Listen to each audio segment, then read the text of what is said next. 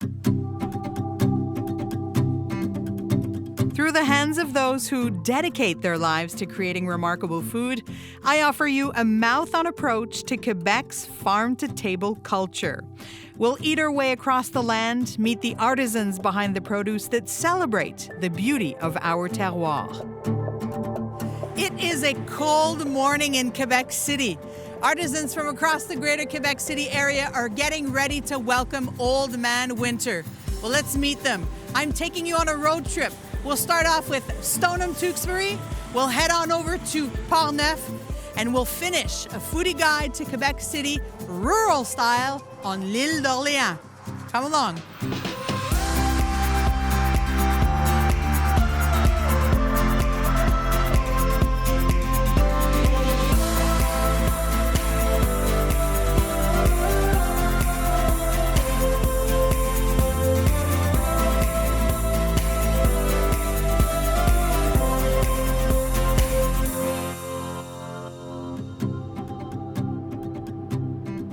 Located north of the 46th parallel, welcome to the paradise of lovers of great outdoors.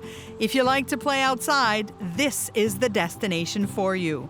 How lucky are we to have such a vast playground near Quebec City?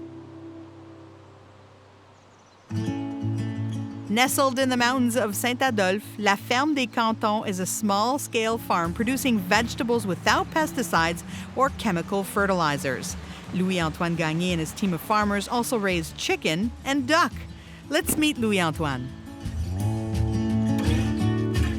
Louis-Antoine, tell me about La Ferme des Cantons. Yeah, here we are in the Ferme des Cantons. It's a diversified farm. We believe in the fact that have a diversified farm help every production. So we have animals and we made a lot of vegetables. We don't use pesticide, fertilizer. We believe in organic production. We also believe in the relationship between the production. So when we have a residue in the garden, we feed the animals with the residue and the manure feed the garden. And we also believe in the relationship between the agriculture and the forest. We made like piles of manure with compost and with wood chip, and we grow like squash. And magically, some good mushroom appear in the pile. It's like, in French we said pied bleu. Le pied bleu, It's a very good type of mushroom. And in the past, I don't see mushroom here, that kind of mushroom. So we expand the biodiversity. We're seeing more and more farmers doing organic farming, but they're not getting the certification because it's really expensive to get that certification. Yeah, it's expensive, and I don't understand why I have to pay to prove that I'm good. I don't use pesticide or fertilizer because I know every of my customer by their name, and they trust me. So I don't have to have a stamp of organic to prove that I'm doing good. Do you think it should be the other way around? Yeah, totally. And I'm not alone to think that. Stoneham is, I think, the most amazing place in the world. It's about 25 minutes in the north of Quebec City. We have the Jacques-Cartier River with the National Park, very close to the farm and very close to Stoneham. For me, it was no way I live another place. Why? I like to say is Jacques-Cartier River flow to my vein. It's a very northern climate. Yeah. You could also, we'll say it, it's a Nordique climate here. Yeah, north of the wall. And you're farming vegetables. Yes. How is that possible? Global warming, it's true. It helps us to make vegetables here. And also, years after years, the people who make the seeds develop new variety of vegetables or more tolerant to a cold temperature. We have to adapt our agricultural practice to the cold climate, but I think we succeed. This is a very popular farm. Yeah. People from the community rely on you to bring them food. Yeah, totally. We have 80 clients on vegetable basket, plus the market at Stoneham. There is a trend, I'm going to say a trend pretty much all over the world where we want to have some farm to table. Here, I think we can say that in the Cantons Unis de Stoneham and Tewkesbury, it's a way of life. Yeah. We've always farmed the land here. We've always we eat from the land directly. When I buy this land, it's all have tree all over here, but we have sign of agriculture in the past, and I'm proud to make it live again. Absolutely. Yeah. It's the revival of the land. Yeah, exactly. Yeah. How does the land contribute to your vegetables here? The soil is very acid and very poor. We have to add manure or compost, but because we don't use chemical product, we don't put fertilizer and no pesticide. So we have to buy every year a lot of compost. And in organic production, you don't feed the plant, you feed the soil, and the soil will take care of the plant after that. So we take care of the soil here. It's very important for us. Which is the way every farm should work. Every vegetable should grow. Yeah, it should. Yeah, we won't argue with that. No. Yeah. You work with La Souche. That's an interesting relationship where you give them the vegetables for the brew house. How did that relationship come about? When we heard about the Souche will open in Stoneham, we go to meet the owners. And in the backyard of the brewery, they have a little land. We have the contract to make a garden.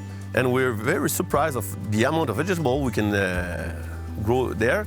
So we grow vegetable for the pub in Stoneham and in Limoilou. Both of them? Yeah, both of them. Wow. And it's like the goal in long term is to be like a touristic activity. So you can drink a beer, take a walk, see the garden, learn something about vegetables, and oh, that's the carrot I eat 5 minutes ago, and some things like that. There's something romantic about that, right? And People you know, like when that. we brew beer, you have a residue. Yeah, the mash. The mash. Yeah. And sometimes we take the mash and feed our animals with that. So it's like a cycle. What we're seeing right now is you preparing for winter. Yeah, we're in the middle of October, so it's the end of the season.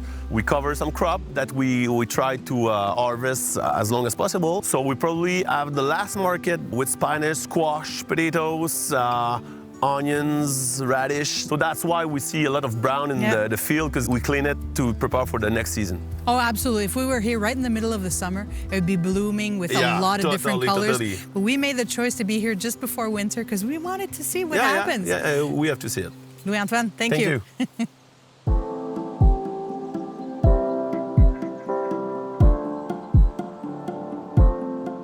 I spent a good part of my childhood here. I started skiing the slopes of Stoneham Ski Center at the age of 4. My childhood dream was to be an Olympic skier. I love the air here. It's great for golf and a walk in the woods. Montrite is one of the many popular destinations for hikers, home to 2 ancient forests recognized as exceptional ecosystems by the government of Quebec. A stroll in the forest and you'll notice the beauty and magnificence of its trees, some as old as 270 years. La Souche, a brewery, is inspired by these strong roots and strength of Mother Nature to brew artisanal beers. The company recently opened its brewing facilities right here in Stoneham. I'm dropping in to meet with the owners.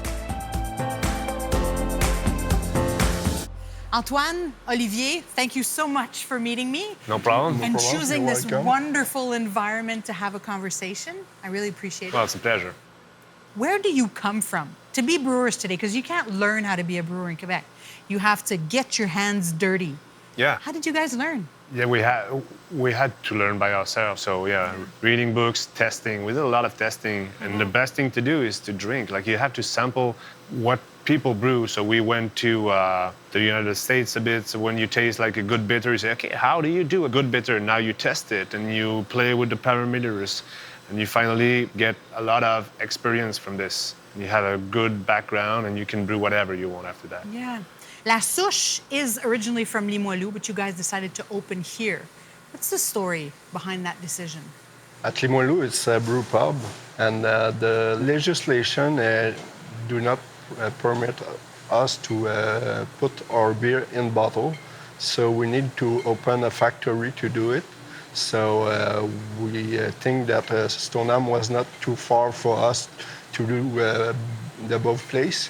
So that's why we choose Stoneham and open a second place. The harder thing was to come up with the size of the brew house and the way we wanted to scale up things to get to the productivity that we needed. This is a lot of thinking when you only brew on-site and sell on-site as in Limoilou.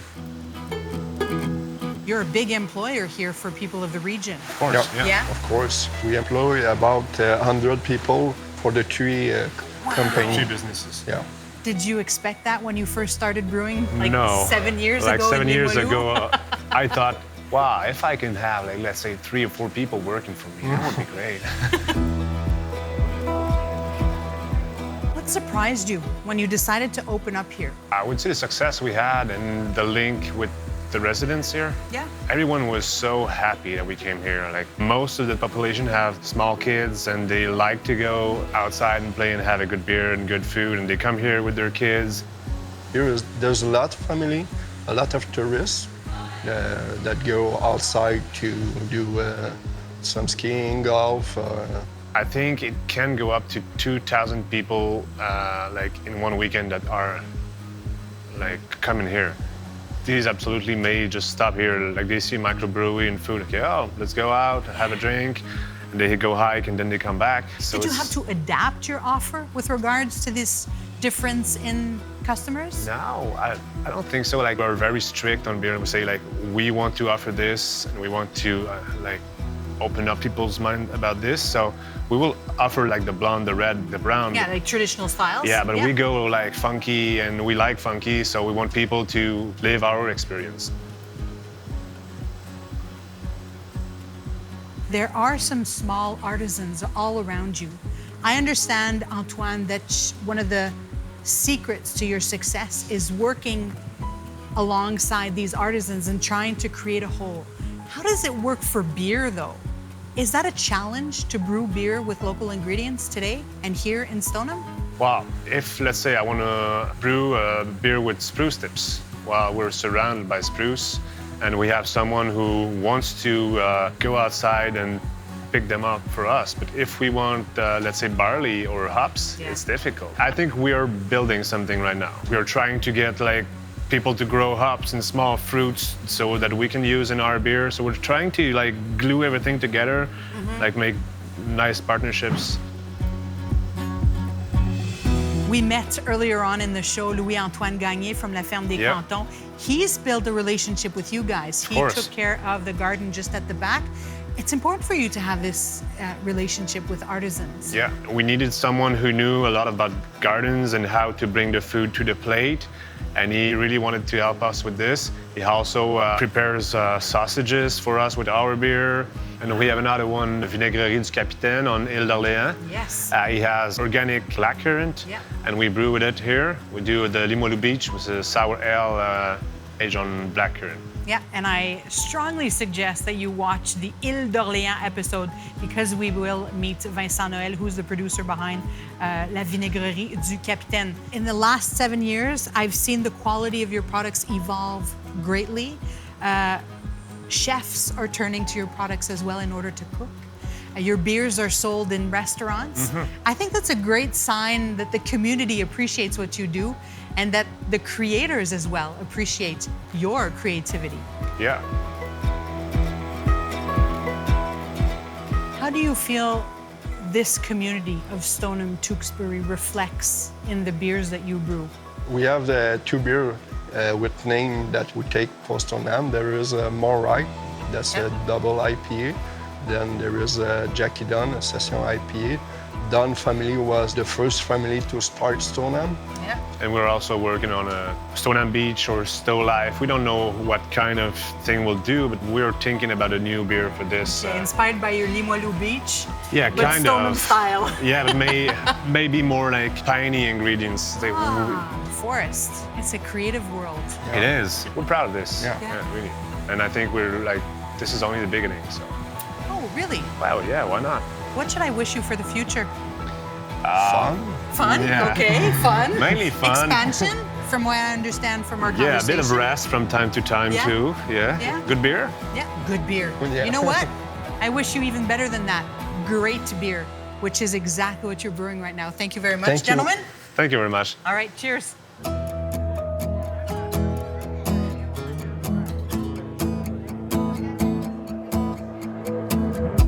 Despite Stoneham being such a prized destination for winter sports, some families still live off agriculture. The land is surrounded by rivers and lakes, leading to a fertile soil for produce to grow and animals to feed on. Some say the region's cooler climate even helps concentrate the flavors of the produce in the soil.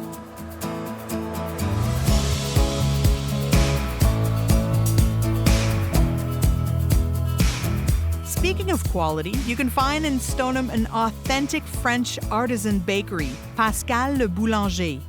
You'll find pur beurre croissant, traditional French baguettes, pizzas, as well as unleavened and yeast-free bread. That's right, here, nature in time is a main ingredient.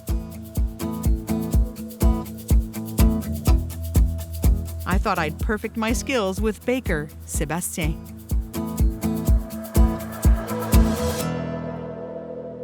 Hi, Sebastien. Hi. Again, thank you for welcoming me in your kitchen. You're welcome. Now, what are you doing right now? Cheese bread. Cheese bread. So these are huge chunks of cheese? Yeah. Oh my God. Can you see the size of that cheese? Okay, we have no idea how complicated and how much work there is in doing bread. How long have you been doing bread? 15 years. 15 years? Yeah. We're going to continue in French. I want to really understand the essence of the bakery here. Sébastien, qu'est-ce qu'on retrouve comme produit ici? Qu'est-ce que l'essence? On va retrouver la baguette Stoneham, qui est à base de farine maltée, vraiment forte en puissance et en goût. On va retrouver aussi un produit que j'ai mis en place récemment, qui est un pain sans levure et sans levain. C'est une fermentation spontanée, on va le laisser dehors, ça va fermenter. Est-ce que c'est la clientèle qui demande ce genre de produit? On a eu une demande par rapport aux maux de ventre que provoquent le levain et la levure.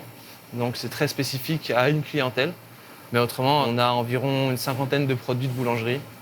On va travailler sur des produits frais tous les jours. Ouais. Et aujourd'hui, on est fermé. Il y a quand même quelqu'un qui travaille pour produire le pain de demain.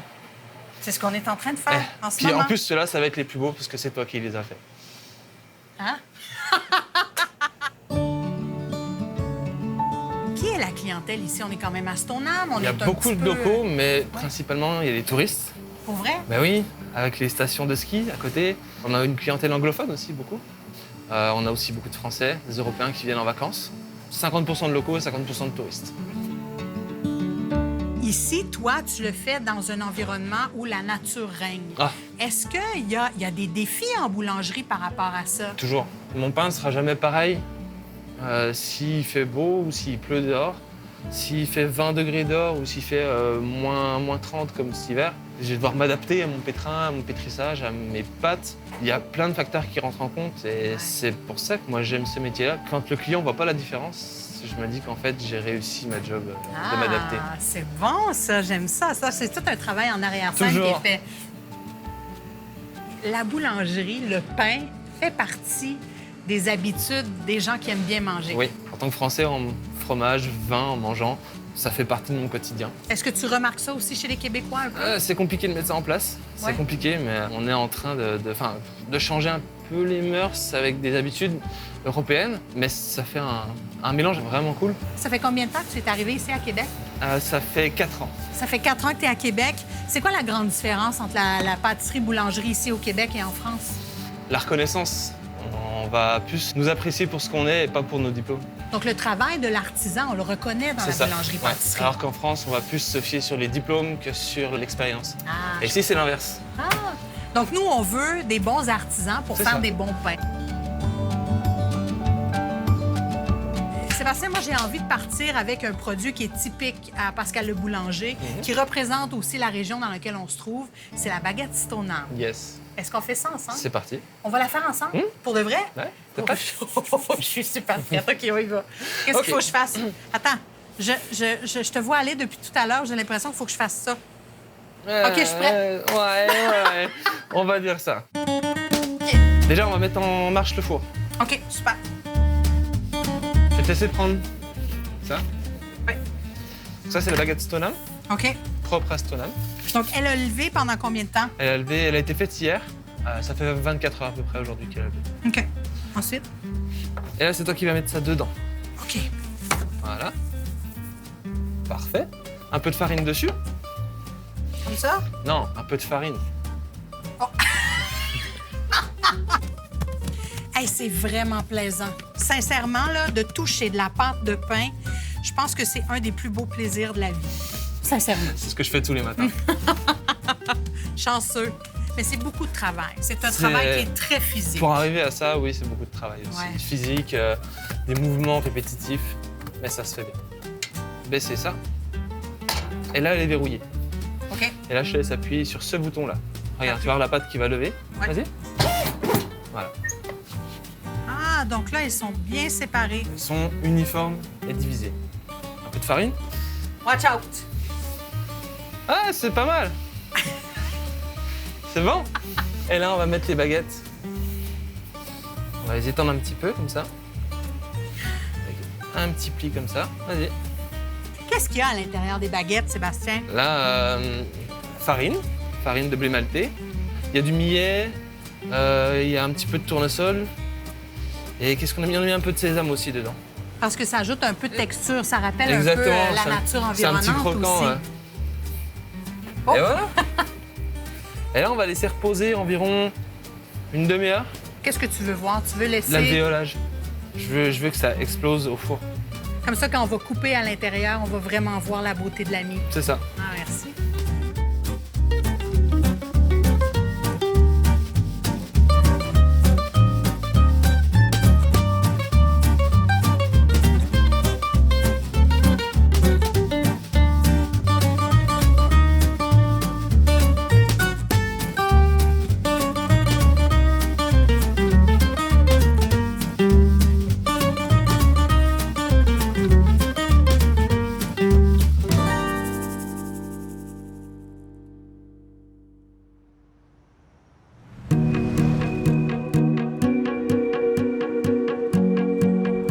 Irish, English, and Scottish families first settled here in the mid-1800s.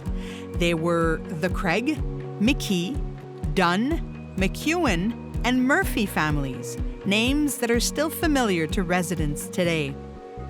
The region has preserved its many places of worship, many of them built by these founding families. That's St. Peter's Church, the region's very first Anglican church built in 1839. Further down the road, in Tewkesbury, this blue church built in 1957 is a popular rest stop for cyclists and motorcyclists alike. Just look at the view of the Rivière Jacques-Cartier. This here is my very favorite place in all of the greater Québec City area to soak in fall colors.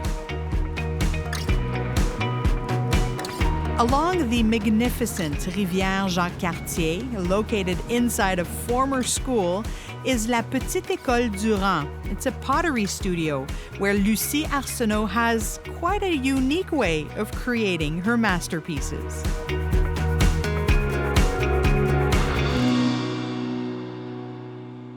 Lucie, thank you so much for having me in your workplace. My grandmother was a ceramic artist. Yeah, so I grew up in an environment like this. It's the smell, right? Yes. There's something, the earthiness in the smell that we have right here, and just the texture, the feel of ceramics. When I work in the clay, you are grounded with the ground, la terre. With the earth. It's a lot of work, a lot of different steps, Yeah. and you start from scratch. You start from the clay, the big piece of clay Yes. that you wet, that you mold with your hands, that spins slowly and suddenly becomes something. Yes, you become long? a real piece. How long have you been making ceramics? Near Pottery. 35 years. Yeah? I always work in the art, painting, stained glass, sculpture. And the painting, for me, it was very easy to mix the color. And the ceramics is completely different. Oh, really? It's a big, big work because it's the same chemist. Yeah, it's chemistry, pure chemistry. There seems to be a lot of respect for people, for ceramists in general. Do you feel that customers are very respectful of your work? Yes, and I like to speak with the people, the client, because they have exchange between, and very interesting. The people speak with the creator. Yeah. Often I make the show at Montreal, Toronto, New Brunswick. Okay. I travel a lot for the exhibition. What is your signature? I make a little bit decorative, but I make utilitarian. Why? Why focus on that? Because often the price is a little bit higher because I cook with a gas kiln. You pay a certain price for the piece, but you have a pleasure to work with. Give me an example of some of the pieces that you make. Oh, I make a very special devil's casserole. They cook only with their steam. It changes completely the taste. What's the traditional name for that? Charentaise. Charentaise. Charentaise. Ah, that's very popular in French cuisine, Oh, yes. especially. What else? What else do you make? Vinegar maker. And this is what we have in front of us right here. Yes, it's starting to make it because I just will throw, and after when it's dry, I sand. After I cook a first time, and the second time I put the glaze on the piece. Okay. Often when I start the vinegar maker, it takes 1 month before it's finished. So 1 month for just one piece? Yes. Wow, It's that is very a long lot of time. work. Yes.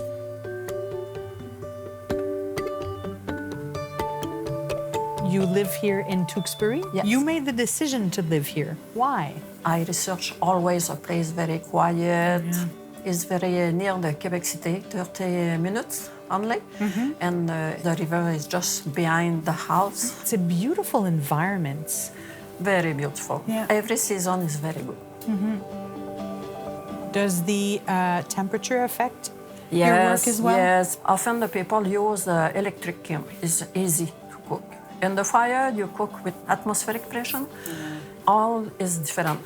So do you have to measure the pressure every time you begin before you cook? With my experience. You can feel it? Yes. What? Only. Lucie, thank you so much. Thank You're you welcome. very much.